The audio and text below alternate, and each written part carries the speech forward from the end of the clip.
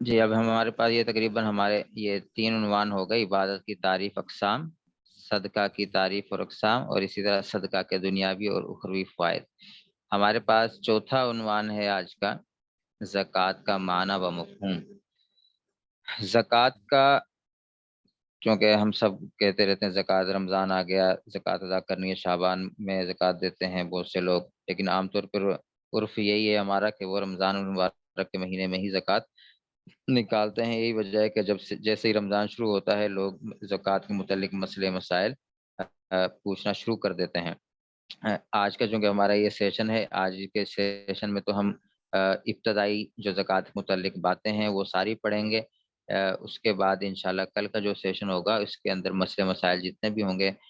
وہ ہم یعنی ذکر کریں گے۔ آپ کے جو سوالات ہوں گے وہ بھی اپنے سوالات کل آپ پوچھ سکیں گے اور ان کا بھی جواب دیا جائے گا، اور اس کے ساتھ ساتھ جو منتخب ہمارے مسائل ہیں اس کے اوپر انشاءاللہ کل بات ہوگی۔ لیکن آج کے سیشن میں یہ زکوٰۃ کے متعلق، صدقے کے متعلق یہ ابتدائی باتیں، تاکہ آپ حضرات کے سامنے ایک زکوٰۃ کا اور صدقے کا مفہوم آ جائے، اور اسی طرح زکوٰۃ کے مصارف کیا ہیں ان چیزوں کا آپ کو علم ہو جائے۔ بہرحال زکوٰۃ کے معنی جو آتے ہیں لغت میں وہ ہے بڑھنا اور پاک ہونا۔ بڑھنا اور پاک ہونا یعنی بڑھنا زیادہ ہونا، اور اسی طرح پاک ہونا۔ تو امام راغب اصفہانی رحمۃ اللہ علیہ کے بزرگ ہیں، وہ فرماتے ہیں کہ زکوٰۃ اس معنوی زیادتی کو کہتے ہیں جو اللہ کی جانب سے برکت کے طور پر ہوئی ہے۔ دیکھیں انسان جب مثلا زکوٰۃ خرچ کرتا ہے، ایک انسان کے پاس 10 لاکھ روپے ہیں، 10 لاکھ روپے کی اس نے زکوٰۃ نکالی، تو اسے یوں لگ رہا ہے کہ میرے 10 لاکھ میں سے تقریباً 15 20 25 ہزار یہ چلے گئے، حالانکہ ظاہر تو یہ نظر آ رہا ہے، لیکن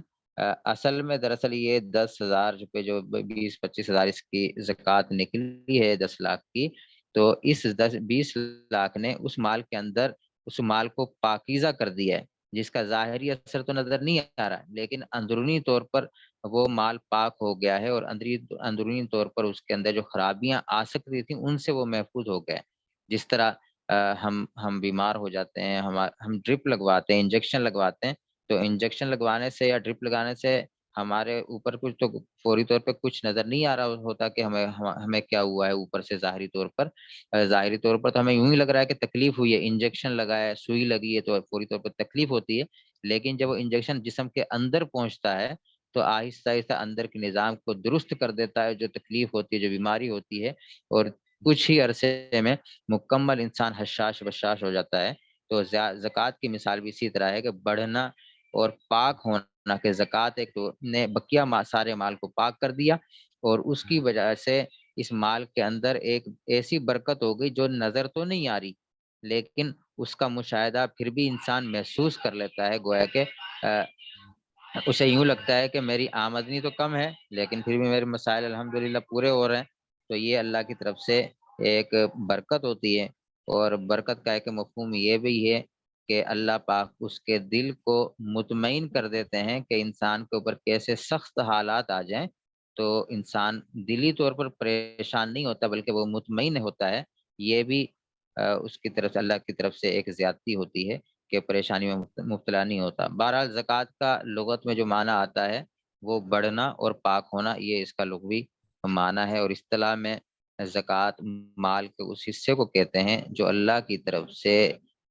فرض کیا گیا ہے انسانوں پر کہ اس کو خرچ کریں۔ اللہ کی طرف سے جس طرح نماز فرض ہے، اسی طرح اللہ تعالیٰ نے مال کو خرچ کرنا بھی نماز کی طرح فرض قرار دیا ہے۔ تو اس لیے وہ مال کا حصہ جس کو خرچ کرنا اللہ نے لازم قرار دیا ہے، جو کہ کسی صورت میں معاف نہیں ہو سکتا، تو اس مال کو زکوٰۃ کہتے ہیں، جس کی مختلف شرائط ہیں وہ انشاءاللہ آگے آ جائیں گی۔ تو بہرحال زکوٰۃ کی اصطلاحی تعریف: زکوٰۃ اس مال کو کہتے ہیں جو کہ اللہ تعالیٰ نے انسانوں پر مطلوبہ شرائط کے ساتھ فرض کیا ہے۔ تو زکوٰۃ کا مقصد، زکوٰۃ تو اللہ نے فرض کر دی، اس کا مقصد کیا ہے؟ زکوٰۃ کا دیکھ ظاہری جو ہم سمجھتے ہیں سب سے انسان جیسے آج کل بہت سے لوگ یہ سوال کرتے ہیں کہ بھئی اس چیز کی لاجک کیا ہے، اس کی ہمیں لاجک سمجھ میں آئے گی تب ہم یہ کام کریں گے، اگر ہمیں اس چیز کی لاجک سمجھ میں نہیں آئے گی تو ہم یہ کام نہیں کریں گے۔ تو یہ لوجک جو ہے اس کے اگر ہمیں شرعی احکامات کی لوجک سمجھ میں آتی ہے تب تو بہت اچھا ہے، اگر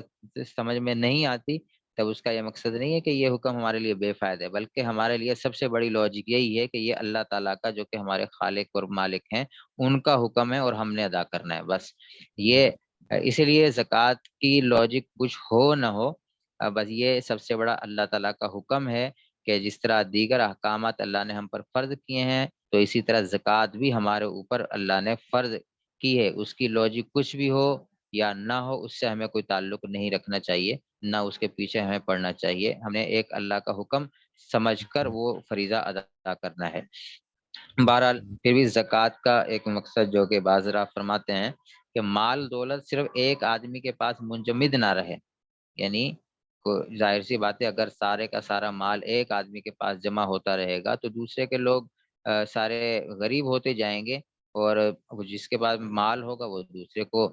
پریشان کرتا رہے گا، اسے اپنا ماتحت بنا لے گا۔ تو اس لیے زکوٰۃ کا مقصد یہ ہے جو بعض حضرات نے بیان فرمایا کہ تاکہ جو اللہ تعالیٰ کا رزق ہے، اللہ تعالیٰ کا نے انسانوں کو مال دیا ہے، یہ کسی ایک کے ہاتھ میں نہیں رہے بلکہ وہ لوگوں کے اندر تقسیم ہوتا رہے اور پھیلتا رہے۔ یہ اس کا مقصد ہے کہ دولت جو ہے کسی ایک کے پاس نہ آئے، اگر کسی ایک کے پاس آ رہی ہے زکوٰۃ، وہ کروڑ پتی بن گیا ہے تو اللہ نے اس کے اوپر ویسی ہی ذمہ داریاں عائد کی ہیں۔ مقصد یہی ہے کہ تاکہ اس کے پاس، اس انسانوں کے پاس جو دولت آ رہی ہے یہ ان کے اکیلے کے پاس جمع نہ ہو بلکہ اس سے دوسروں کو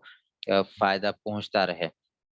تو یہ زکوٰۃ کا ایک مقصد بیان فرماتے ہیں کہ مال و دولت صرف ایک آدمی کے پاس منجمد نہ رہے بلکہ سب کے پاس گردش کرتا رہے اور تمام افراد میں یہ تقسیم ہو کر پھیلتا رہے۔ زکوٰۃ کا اس کے بعد زکوٰۃ کا مقصد ہے، اس کے بعد ہمارے پاس عنوان ہے زکوٰۃ